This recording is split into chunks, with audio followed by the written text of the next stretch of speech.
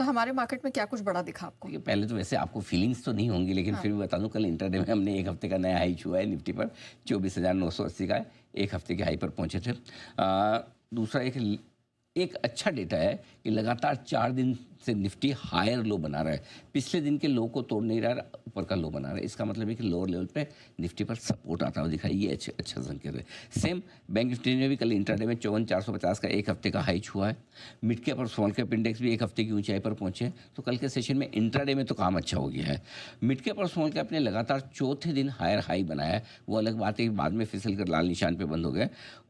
लेकिन जो सेक्टर मजबूत दिख रहे हैं, जिसका हम बार बार जिक्र कर रहे हैं, ऑटो 10 महीने की ऊंचाई पर और एफएमसीजी 7 महीनों की ऊंचाई पर पहुंचता हुआ दिखा। तो ये दो सेक्टर कमाल करते हुए आपके लिए दिख रहे हैं। ये मार्केट के डेटा है।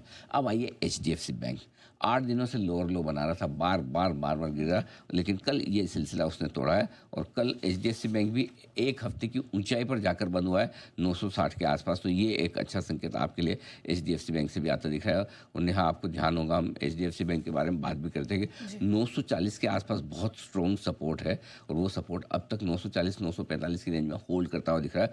तो कल फाइनली हर निशान में थोड़ा सा एचडीएफसी बैंक बंद होते हुए नजर आया है आपको। ये बड़े डेटा हैं आपके लिए। ठीक है। और एफआईएसडीआई सर, इन्होंने कोई कारनामा किया है? 4 अगस्त के बाद की सबसे छोटी बिकवाली एफआईएस की 106 करोड़ की।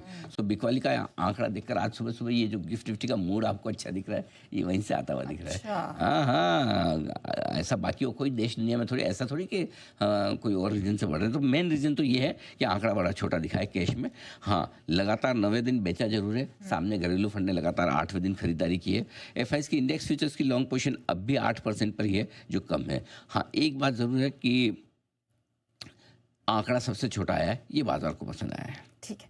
ग्लोबल मार्केट में क्या कुछ दिखा सर? बड़े डेटा तो यहीं से बन के आ रहे हैं, मजेदार है। S&P 500 कल लाइफ हाई पर जाकर बंद हुआ है। क्लोजिंग रिकॉर्ड क्लोजिंग हुआ। और ये S&P 500 ने इस साल 2025 में 21वीं बार नई रिकॉर्ड को, मतलब 21 बार लाइफ हाई पे बंद हो चुका है।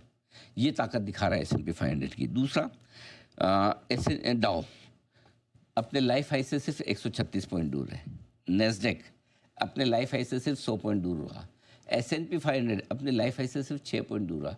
तीनों के तीनों इंडेक्स दिन की ऊंचाइयों पर जाकर बंद हुए। तो कल अमेरिकी बाजार में तो कुछ अलग ही एक्शन दिखा है, मजबूती का। एक और अच्छी खबर, 10 साल की बॉन्ड यील्ड अमेरिका में गिरते गिरते 4 महीनों के निचले स्तर पर आ चुकी है, 4.2%। यानी कि अमेरिका का बॉन्ड मार्केट ब्याज दरों में कटौती के संकेत आपको साफ साफ दे रहा है।